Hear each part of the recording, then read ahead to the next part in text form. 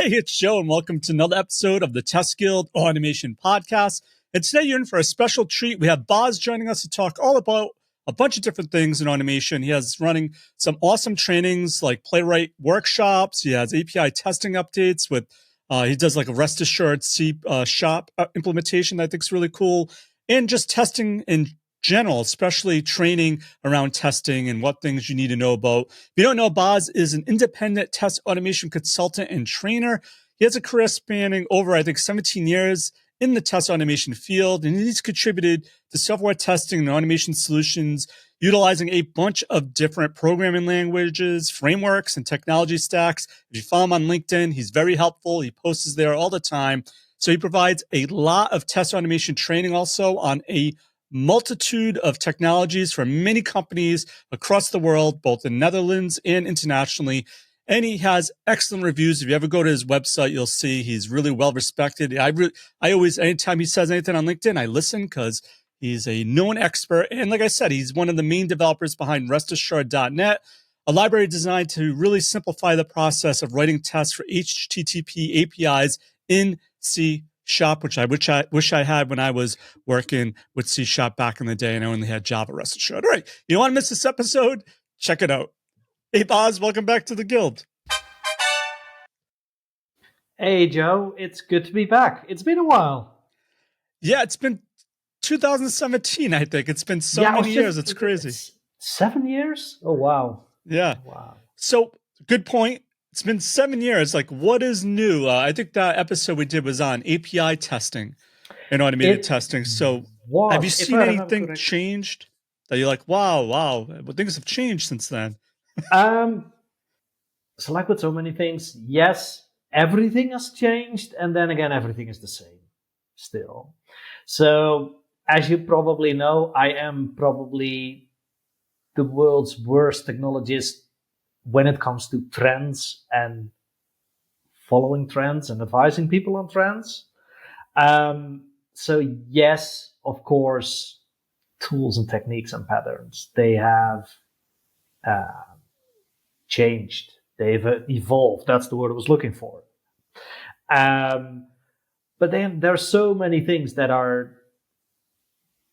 were true back then and that are very much true now still. So yes, lots of things to say. We have seen new tools, new platforms. AI obviously is taking off majorly at the moment. But there's so much that hasn't changed all that much if you look behind the latest news and the latest marketing. All right, so what hasn't changed then? So when you were talking about API testing, say 7 years ago, are there still things that people may not get correct, or like they're not focusing on the right testing approaches with APIs? Yeah. So I still see, and it's definitely changed if we compare this to like 7 years ago, where nobody was really doing a whole lot of API testing. It's definitely gotten better.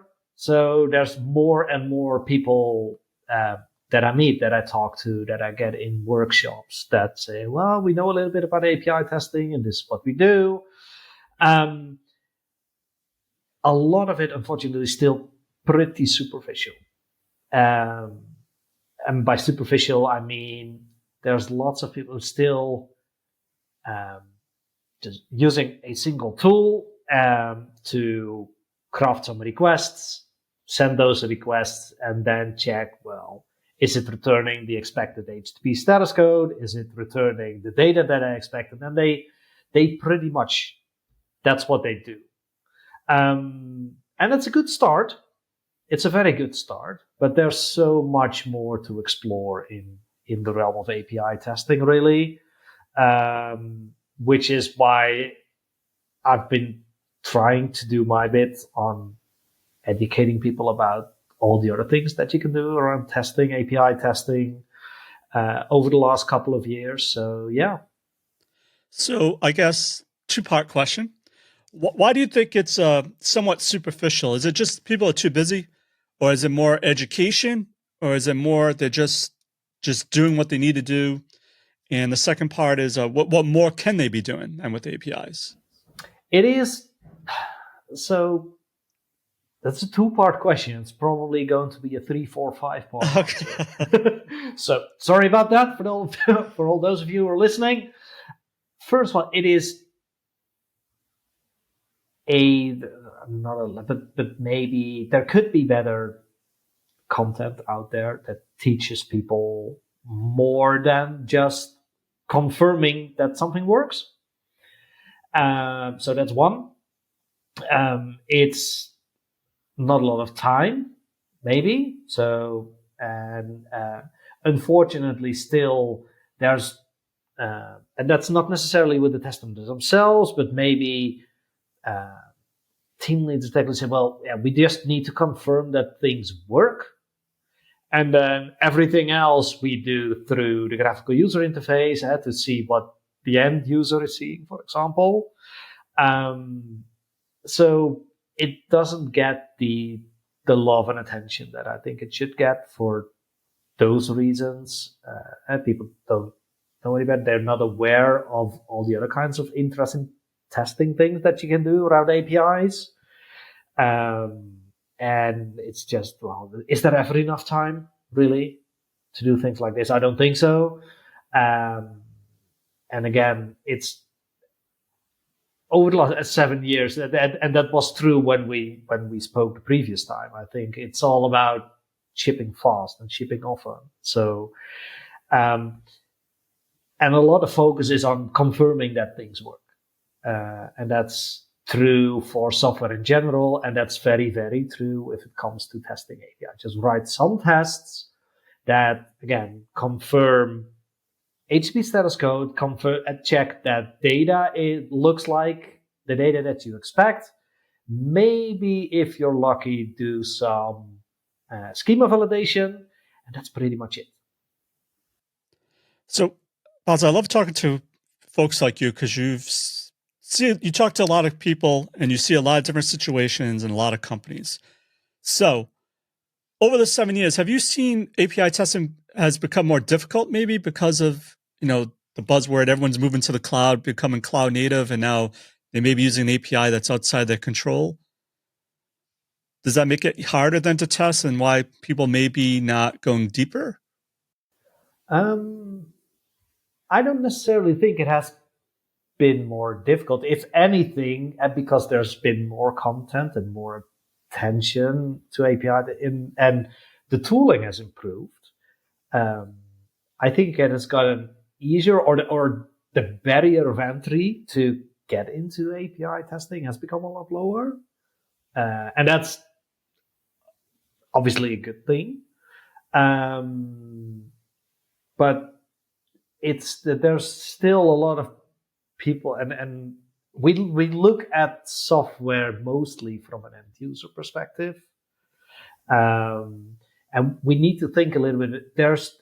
Your API has users too, and so and that's something that I think can still be improved. That's just look at an API from an API user, an API consumer perspective, and that's something that's maybe a bit of a, call it awareness, something that I think there's still room for improvement, room for growth there. That's a great point. Because it's headless, it may be an internal API that's used by the application, and people may not know that, hey, this is still being consumed by another team or another part of the application. Let's treat it as if I'm a user of it, not just it's like something under the covers that no one really cares about, I guess. Exactly. So there's so much. So one of the things I typically start out when I start talking about API testing is just exploratory testing. There are so many wonderful and interesting things that you can do just by using tools like Postman or whatever, and a little bit of creativity and critical thinking, which I think is what we do best as testers. And just say, what? So API spec says that if I submit this, it will react this way. Let's find out what happens if I create a request with some data that's outside of the spec, and that's considered invalid by the spec, because that tells me as a tester a lot about how secure an API is. I'll talk about API security testing in a little bit more detail. That's my next question. Yeah. Perfect. Yes, but it just tells me a lot about the measure of the attention to detail and the attention to quality that the API developers and designers took when they started writing this stuff.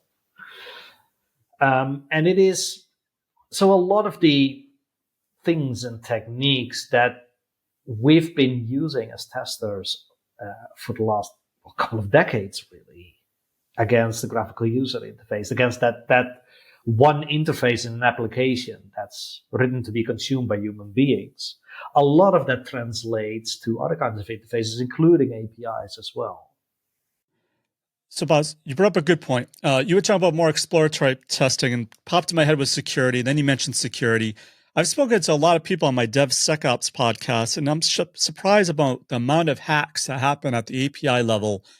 And I wonder if it's because, people, because they think it's like it's not seen by anyone, that they don't realize that it's probably really more vulnerable. But can you talk a little bit more about why security at the API level is so critical?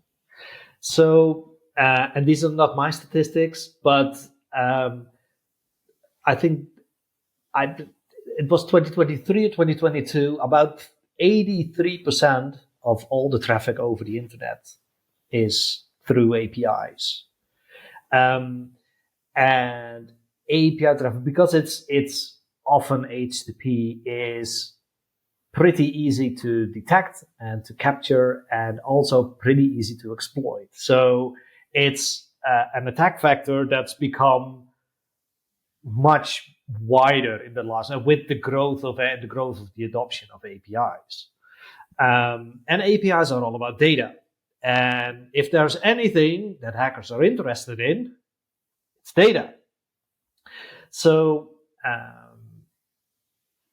and that's probably why you see so many data leaks, hacks, whatever you want to call it, data exposures. Because a lot of APIs are still, unfortunately, very, very vulnerable to these data exposures to security vulnerabilities. So, and that's why I've, over the last 6 months to maybe a year or so, I've been diving deeper into the whole API security testing thing. And one of the things that I keep telling others as well, and it's one thing that I've learned, is I always saw security testing as some kind of niche activity that can only be done by specialists who have deep technical understanding of all these specialized security testing tools and techniques. But that's not true. Sure, there's lots, if you dive deeper, there's lots of deep technical skills you can employ to find all these very interesting vulnerabilities. But there's a lot that you can do, again, just by using common tools and some common sense, common knowledge, and a little bit of creativity as well. So if you look at the OWASP API security top 10, which is, again, at the top 10 API security vulnerabilities, a lot of these things you can test for, you can start to explore with, again, just tools like Postman, and say, well, is this API exposing data that, given I am who I say I am, I shouldn't be allowed to see? For example, or shouldn't be allowed to modify, which is even worse. So yeah, there's so it's one area of API testing that I've been doing a lot of reading and watching videos and trying stuff out over the last couple of months. And that's the message I try to get across to lots of other people in the testing space as well, is that you don't have to be this security expert to start testing for the security. If there are any security vulnerabilities in your API, there's lots of valuable information that you can uncover. Again, once again, with tools like Postman and a little bit of creativity and using that API security, that OWASP top 10 as a guideline. All right, Bas, I don't want to go on a rant here, but I 100% agree with you. I've been trying to push security. I had something called a Secure Guild, which was just a 2-day event dedicated just to security testing. And I tried running it for a few years and it bombed. And all my podcasts around security tend to do not as well. Why is there resistance to? I think testers should be involved because I think they're the best people. They're the smartest, that the skill set goes into it. They don't need to be security experts, but for some reason there seems to be resistance to the idea of, hey, you can also help with security testing, not this weird team that no one ever sees called security. It's like, it's you can help, right? Yeah, no, definitely. And I think it is definitely an image problem, challenge, whatever you want to call it, that's still with it, that grew over the years, and that's unfortunately still with us, which means that a lot of testers don't really get exposed to security, and they say, well, oh no, we have dedicated pen test teams, dedicated security experts who do that stuff, who do vulnerability scans or audits. That's what I was looking for, in every 3 months or so, and that's it. It's also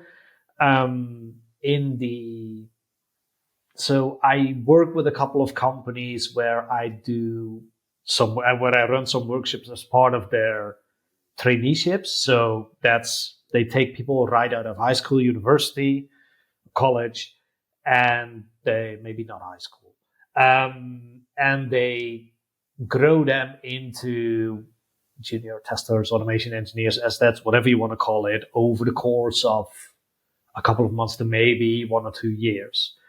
And when I see their program, their curriculum, I'm happy that there's a lot of things about testing and automation and API. There's not a lot of talk about security.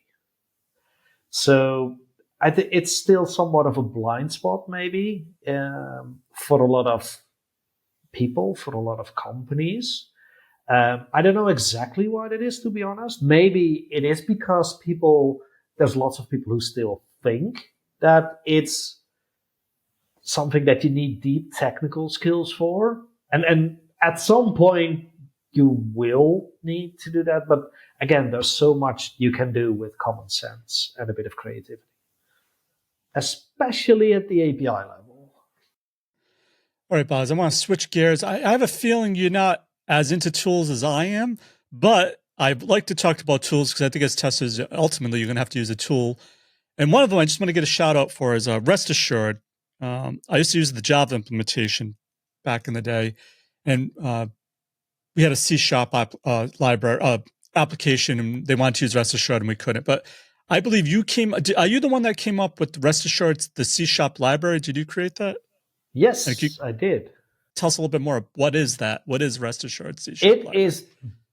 It's pretty much the name pretty much says it all. So, like you, I've been a fan of RestAssured for a long while now. And over the last couple of years, I found myself working with more and more clients who used C# for their software development, especially for the backend and their API development. And I happen to like the language a lot because I think it's a very powerful language. And if you see how Microsoft has made the language evolve over the last couple of years, they've done some amazing stuff in that area. So of course, because I got interested in automation, I got more involved in the C# ecosystem. And of course, I do quite a bit of work and and training around APIs, I started looking for a library that was similar to RestAssured, but in the C# space. Now there's one very popular HTTP library in the C# space, that's RestSharp, which I think is a fantastic library, but it's more of a general purpose library. It's not something that's specifically targeted at writing tests, which RestAssured in Java obviously is. And the whole DSL, the whole API of the library itself is geared towards making it as easy as possible for you to write tests. So I couldn't really find something similar in the C# space. I had a bit of time on my hands, and I was looking for a bit of a program software development challenge because, well, there's a lot to learn in that area as well. And a couple of years earlier, I did some similar projects for Test Project, the platform that was owned by Tricentis. That's now unfortunately discontinued. So I developed some SDKs for them. So I got the hang of what it takes to build and release an open source library back then. And I was looking for something similar. And I said, well, so I want to do some open source software development. I like C#, and I can't find an API testing library in the C# ecosystem that has the same expression power as RestAssured for Java. Why not create something similar to RestAssured, but in C#? So I've been in touch with the developer who started RestAssured. So I know it's pretty big and there's so many contributors now, but I reached out to Johan, who's the guy who originally created RestAssured back in 2010. And he's still working on it, by the way. And I asked, well, hey, what do you think if I created a port of RestAssured, but for the C# ecosystem? And then I explained, pretty much told him what I told you now. And he said, well, oh, that's an absolutely great idea. So that's how it all got started, really. How hard was it to port over? If someone's thinking, oh, I can't do that, because I thought this would be great in C#, but I don't have the skills to. And then you did it. So it is. It was actually a lot easier than I thought it would. Really? Yes, and that surprised me as well. If you look at the source code, sure, there's still lots of things that can be improved, but essentially, that's true for RestAssured in Java as well. It is a wrapper and abstraction library on top of the native HTTP libraries of, Java for RestAssured, and in my case for C#, it's a wrapper around basically the HTTP client in system.net.http, which is native to the .NET framework. So it's and I don't want to downplay the library itself or anything, but it's pretty much that's what it is, an abstraction layer on top of stuff that's already there in the first place, and that's doing a great job in the first place. So I could just not use RestAssured.net and just use the HTTP client that's built into the .NET framework itself. You would just have to write more code and do a little bit more low-level stuff yourself, especially if you're working with cookies, for example, those kinds of things, or form data, stuff like that. And all RestAssured in Java is, and all RestAssured.net in C# is just an abstraction layer on top of that abstracts away all the boilerplate and leaves you with a human-readable API, a set of methods and classes that makes it easy to write these tests. So I still learned a lot about the inner workings of, again, HTTP and system.net HTTP and all those kinds of stuff. But if you have a good look at the source code, you'll see it is definitely not rocket science. It's just a little tool that helps you use the power of the HTTP client that's in the .NET framework. Just makes it a little bit easier for you to use that. All right, Bas. So when would someone use this approach over like a tool more like Postman? Is it more like this is a programmatic type of approach, and Postman would be more of like I don't know. Like, how do you know which tool to use or what technology to use? Okay. Of course, I cannot answer this question without saying it depends first. Right. You know that. I have to. I'm sorry. So I love Postman. But where I think at some point you'll run into the limitations if you want to run automation at scale. So I love Postman for exploratory testing. I don't think there's a tool that does or that facilitates exploratory API testing better at the moment than Postman does.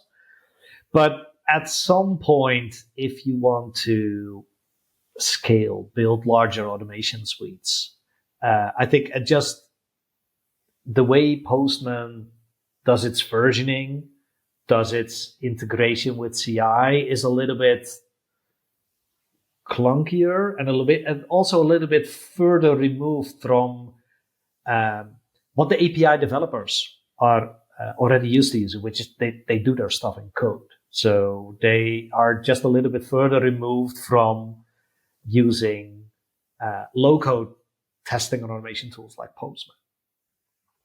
So, and also that's, I think, specific to RestAssured.net, which is something it is not in REST. It's, for example, if I want to test an ASP.NET API, the way these APIs, they come with they deliver their own HTTP client, which is, and then you need to use that to invoke the service if you want to run tests against it. With RestAssured.net, I can just plug in that HTTP client. Say, well, instead of the HTTP client that you create yourself, now use the one that's given to you, that's delivered to you by the API that you're testing, which is something that with Postman is just impossible. So you need to deploy that API somewhere first and really talk to it from an outside perspective. Whereas with RestAssured and with code-based solutions, you have this tighter integration with the API source code. Nice. So, Bas, we're half hour into it, but we didn't even get to the main topic that I wanted to address. What caught my attention? What caught my attention recently? Like, this is all awesome stuff. That's why. But what originally caught my attention when I had contacted you was I did a news show, and you had posted something about a Playwright Workshop, and it got like a lot of people clicking on it. And I'm like, oh, I need to get Bas back on to talk about this. So since 2017, one thing that has changed, and like I said, it's just tooling. Tooling is tooling, but Playwright seems to really have been gaining traction. So you posted something about having now a workshop for Playwright. Can we just talk a little bit more about like why this workshop, why Playwright? Is there a growing demand? Those types of things. That's the key thing. This is just me riding the popularity wave, the Playwright popularity wave, really. No, it is. I think it's a very interesting tool. And there's a lot of demand for it. A lot of people are interested in it. And I think that for people who are new to Playwright, it would help them if they have a workshop that they can follow, that they can attend, that gets them started writing Playwright tests. So, and that's it really. I want to, again, I love Playwright and love the work that, again, Microsoft is doing in this space, supporting and backing Playwright. And well, as we've all seen, it's becoming incredibly popular ever since it was launched, I think like 3 years ago. By the time at the time of recording, obviously. So first of all, I did, again, this is just me playing into demand. I got asked for can you run a workshop on Playwright? I said sure, and that was the trigger for me to start learning. Which happens so these things happen more often than you think, by the way, right? And not just with me. I know from other trainers or workshops. Absolutely, that's exactly the same thing. Oh, someone asked me a question. Time to start learning it, and all that. But also, I wanted to give an honest overview of Playwright. So you see all these Playwright is better than Selenium. Playwright is better than all these verses kind of things. I don't think it's really fair. So I wanted to create a workshop that gives people a solid introduction into Playwright, but also provides a fair comparison between Playwright and the alternatives out there, which mainly in the open source space, obviously, is Selenium and Cypress to some extent. Yeah. Absolutely. And I have to mention tools like WebDriver IO and things like that. There's absolutely. I definitely did not mention them on purpose. And the WebDriver is fantastic as well. It's just, I'm not using that as often because until recently, I've managed to sort of kind of avoid the whole JavaScript, TypeScript ecosystem. But even that, it has changed, especially over the last couple of months. Again, because of the growing popularity of Playwright, and a lot of people use Playwright with TypeScript. So that has pushed me into that area as well, which is opening all different kinds of cans of worms for me. But now I was raised on statically typed compiled programming languages, mainly Java. So it is JavaScript and TypeScript to a sort of kind of lesser extent, but it's a different language with different mechanisms and some different principles. But fortunately, also it's still object-oriented programming. So a lot of the knowledge that I had is easily transferred into that ecosystem. But absolutely. So, Bas, I definitely agree. I don't think there's one main tool. I think it's the right tool is the right tool for you, that works for your team. But obviously there's so many tools, you have to make a choice. You have to have some criteria. So how do you make a comparison with the tool, say Playwright, against something else without you're not bad mouthing another tool, but how do you know like how to choose a tool then without correctly then, without saying, oh, this is better. It's not better. It's better for us because it's better than. Yeah. Exactly. And that's the first point I try to make. So I have my personal preferences, absolutely. But I try to leave those at the door when I come into a client. I have to admit, I don't always succeed in that, especially if it involves tools that I created myself. But I try to be as objective and open as possible, because in the end, I'll probably be working with that team or that company for a couple of days to maybe a couple of months. But they have to live with the consequences of the choices that we're making together for a long time coming, which means it's probably also in my best interest if they make a choice that's the best fit for them. And that ties back nicely into what you just said, is there's no such thing as one tool is better than the other, or one tool is the best tool. Which, if you look at probably your LinkedIn feed as well, is nonsense, because obviously tool X is better than tool Y, and then for someone else, tool Y is a million times better than tool X.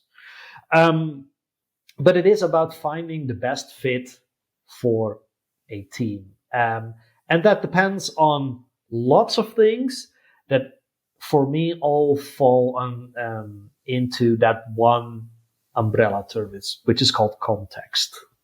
Context is super important. And context involves technology stack,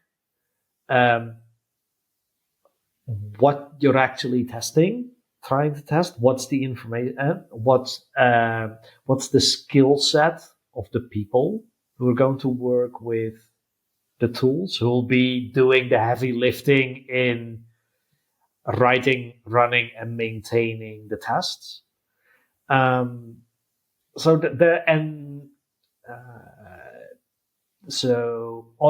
also, is that going to be mainly people who have developer on their LinkedIn profile, many people who have tester on their LinkedIn profile, or SDAT, or whatever? So all of these things play a role into finding out what would be the best fit for a team or a company. Often they've already made a choice and they just bring me in to say, well, we just want some confirmation from someone from the outside that we made the right choice. So it's more like validating the choice rather than help them picking something. But yeah, and so one thing I start with pretty much, yeah, even there you can't really go wrong with any. So there are no inherently bad tools out there anymore. Sure, some tools might be a bad choice for your context, for your situation, for your team, organization, the skill set. But there are no inherently bad tools out there anymore. So.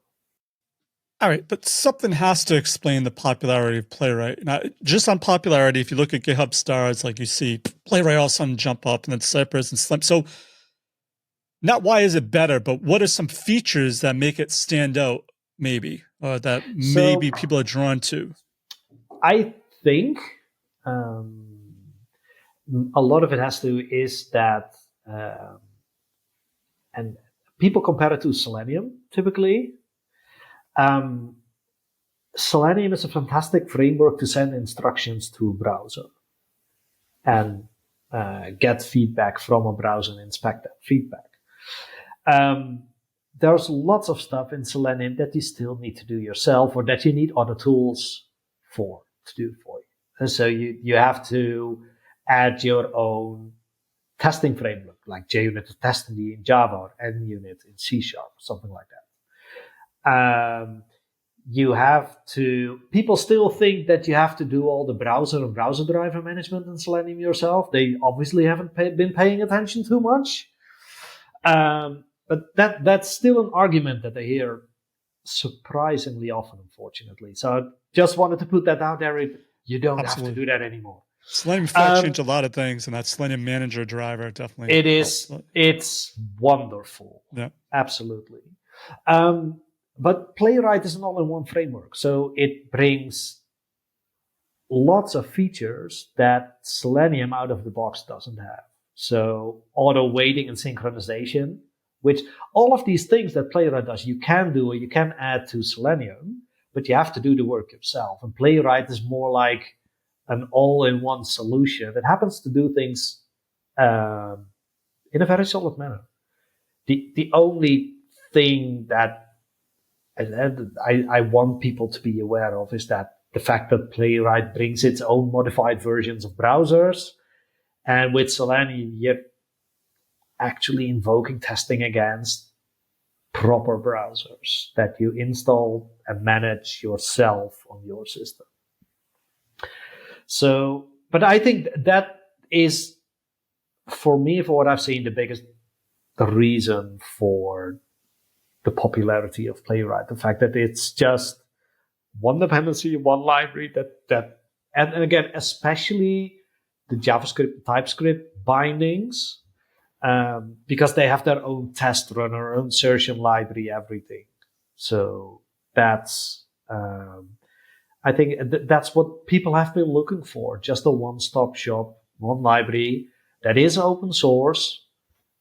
So at no commercial license, no vendors, no nothing, that gives them everything they're looking for. So the browser management, native support for parallel execution. It's fast, it does auto waiting, and you have these nice features like tracing and debugging and all that stuff, which you can all add to some extent to your framework yourself if you're using other libraries.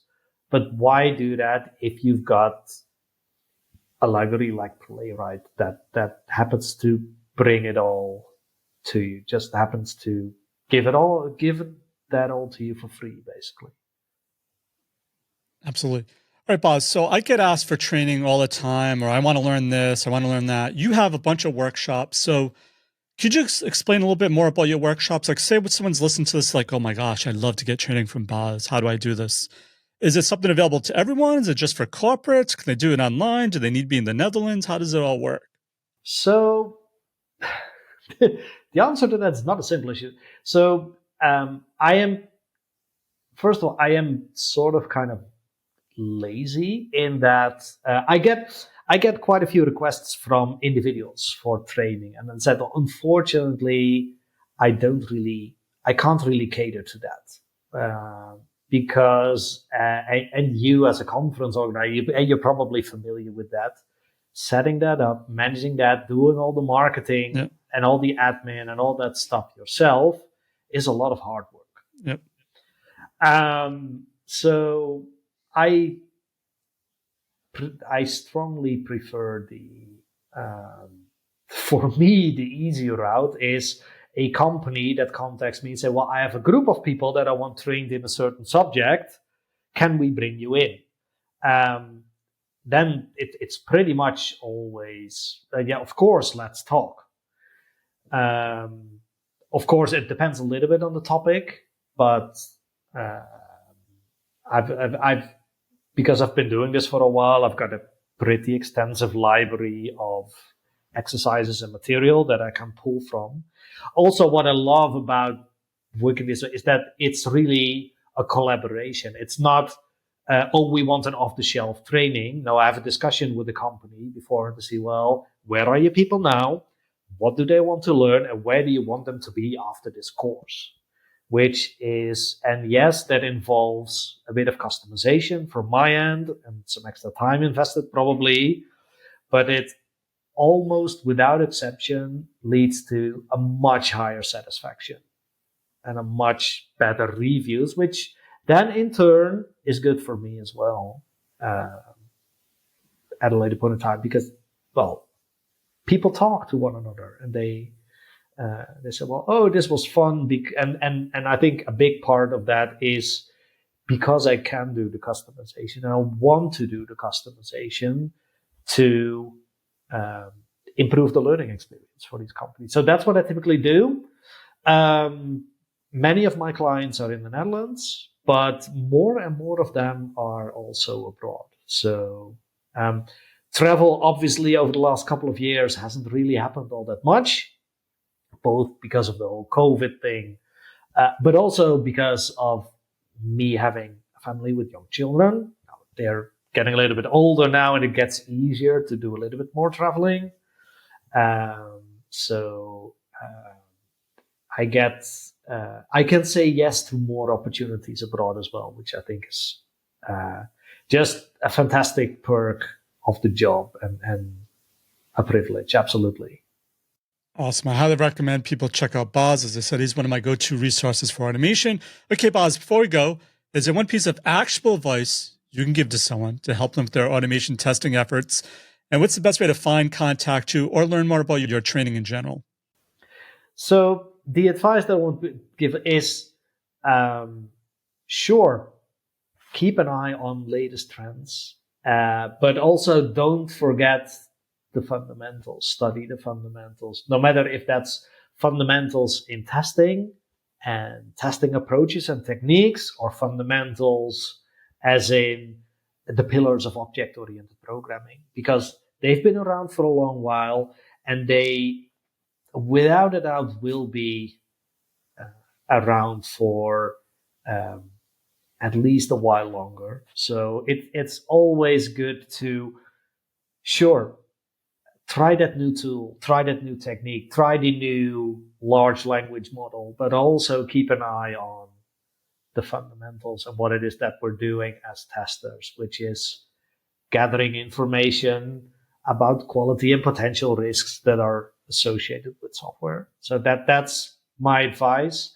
If people want to get in touch, LinkedIn is a great way to do that, or go to my website on testautomation.com, and you'll find an overview of everything that I do, my blog, but also an overview of the training courses that I offer. Again, I want to say that what you see there is just an impression of the things that I do, especially if it's in company, in-house. I'd love to have a conversation to see how I can tailor that and mix and match the things that I've done, maybe with some new things, into and create a course that's tailor-made to your learning requirements. Thanks again for your automation awesomeness. For links to everything of value we covered in this episode, head on over to testguild.com/A493. And if the show has helped you in any way, why not rate it and review it in iTunes? Reviews really help in the rankings of the show, and I read each and every one of them. So that's it for this episode of the Test Guild Automation Podcast. I'm Joe, and my mission is to help you succeed with creating end-to-end, full-stack automation awesomeness. As always, test everything and keep the good. Cheers. Thanks for listening to the Test Guild Automation Podcast. Head on over to testguild.com for full show notes, amazing blog articles, and online testing conferences. Don't forget to subscribe to the Guild to continue your testing journey.